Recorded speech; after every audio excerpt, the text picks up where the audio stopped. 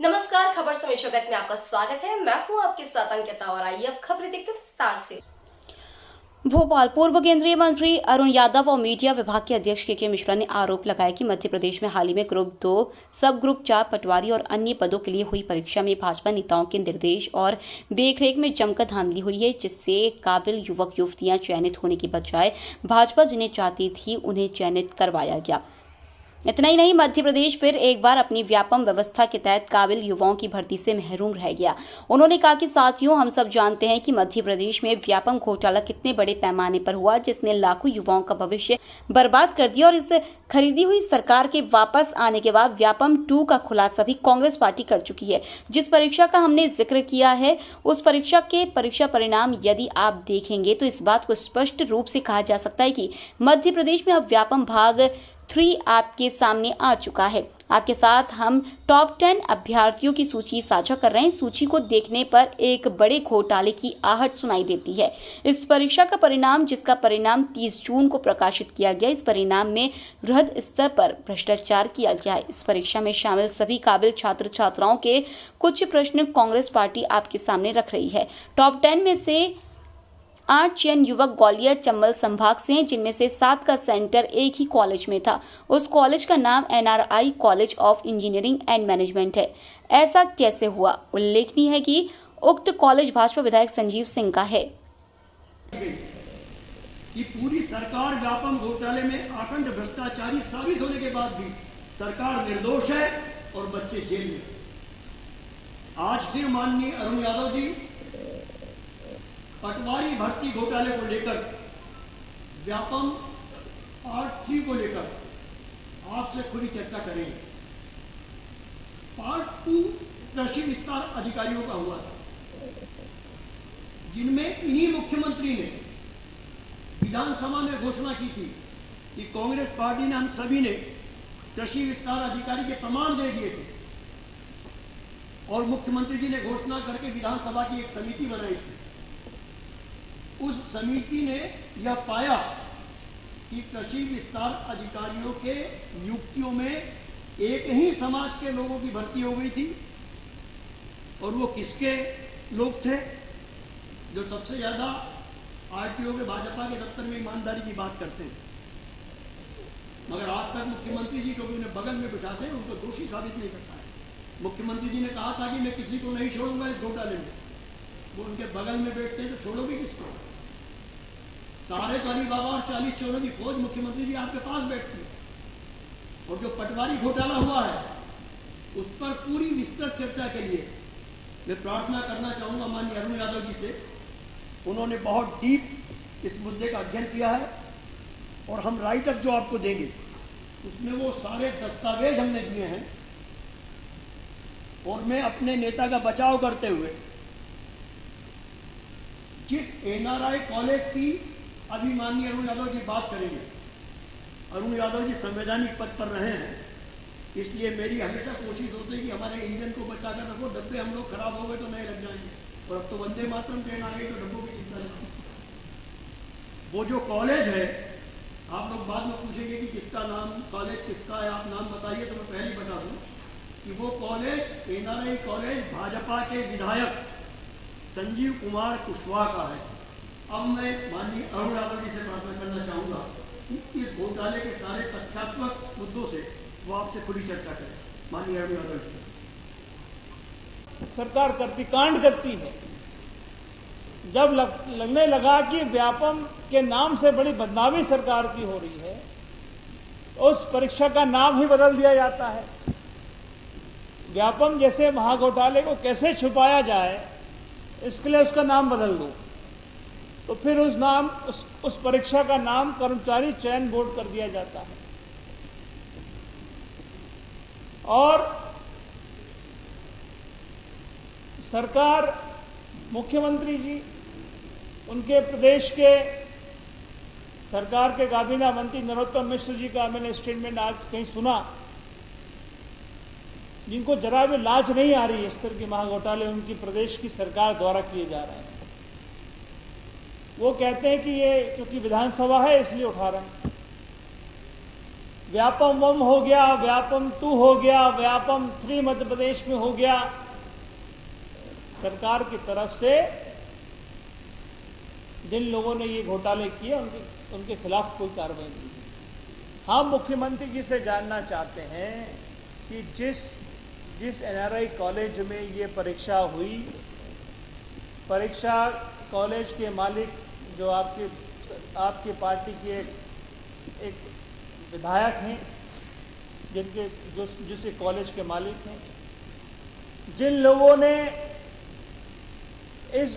जो लोग इसमें लिप्त हैं, उनके खिलाफ मुख्यमंत्री जी कोई कार्रवाई करेंगे ना करेंगे, ये तमाम तथ्य जो मैं आपको अभी प्रेजेंट करने वाला हूं डिटेल्स के साथ में, क्या मुख्यमंत्री जी सरकार कोई कार्रवाई करेगी?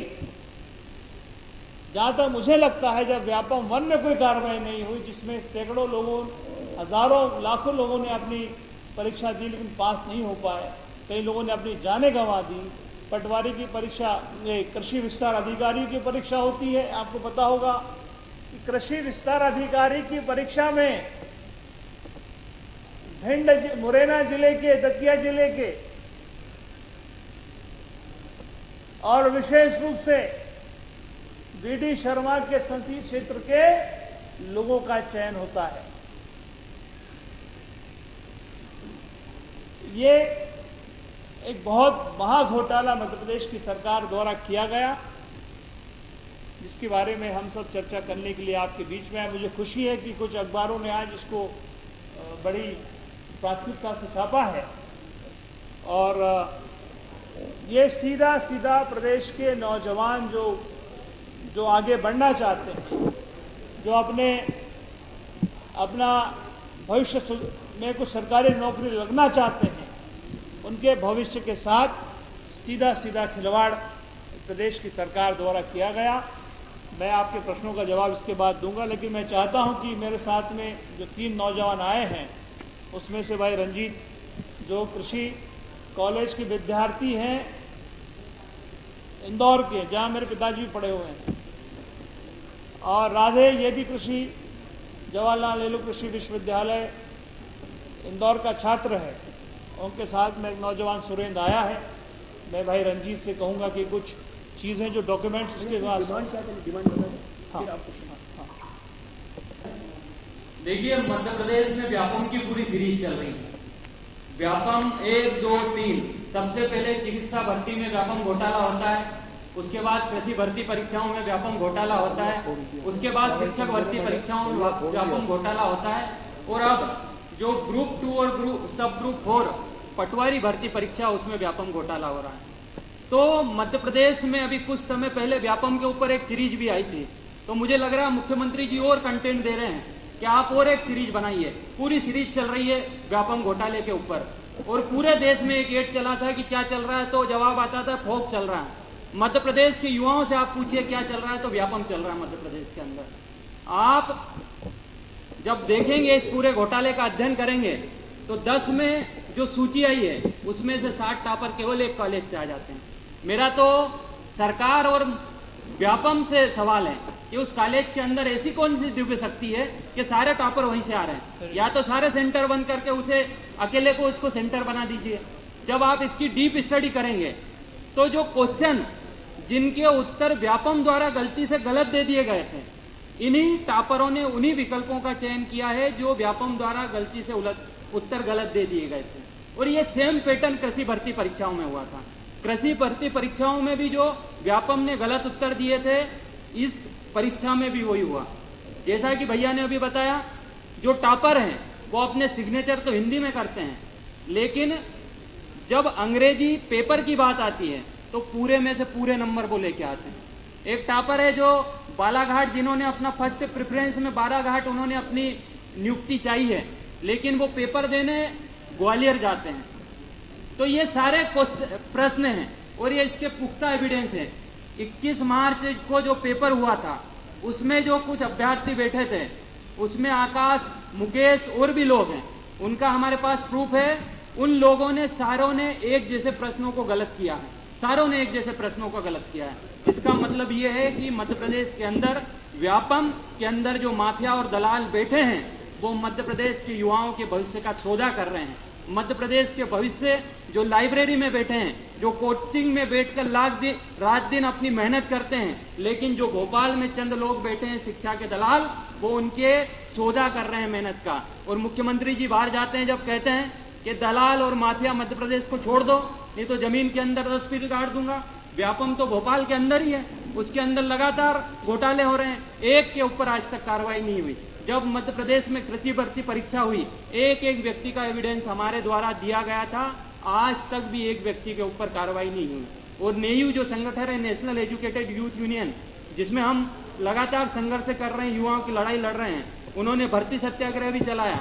और ये पूरा जो घोटाला है, इसके बाद जो इसके पहले जो टीटी भर्ती में घोटाला हुआ था, उसमें स्क्रीन शेयर के माध्यम से जो पेपर लीक किया गया था, उसका भी आज तक एक व्यक्ति के ऊपर कार्रवाई नहीं हुई है।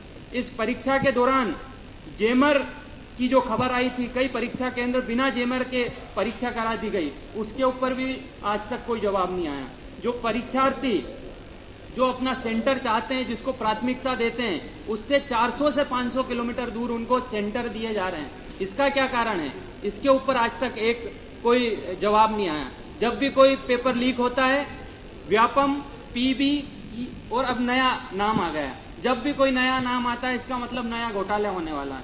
कंपनी ब्लैक लिस्टेड थी, जो अभी जिसने पेपर लिया वो ब्लैक लिस्टेड थी, उसके बाद उसको ठेका दे दिया गया, उस कंपनी ने किसी तीसरी कंपनी को ठेका दे दिया। तो हम चाहते हैं कि मध्य प्रदेश के अंदर जो पेपर लीक है उसके ऊपर कानून बने, जो पेपर लीक कराते हैं ऐसे लोगों को आजीवन कारावास दिया जाए, ताकि मध्य प्रदेश के युवाओं के साथ जो छल हो रहा है वो बंद हो। और इसके साथ जो ठेके भी दिए जाते हैं जिन कंपनियों को, वो टीसीए जैसी कंपनी हो, ताकि भ्रष्टाचार जो हो रहा है मध्य प्रदेश में, लगातार व्यापम घोटाला हो रहा है, जो छात्रों के भविष्य और पेपर बिक रहे हैं, उस पर रोक लगे। धन्यवाद। खबर समय जगत के लिए संवाददाता आदित्य सराठे की report. For latest news, subscribe to our channel.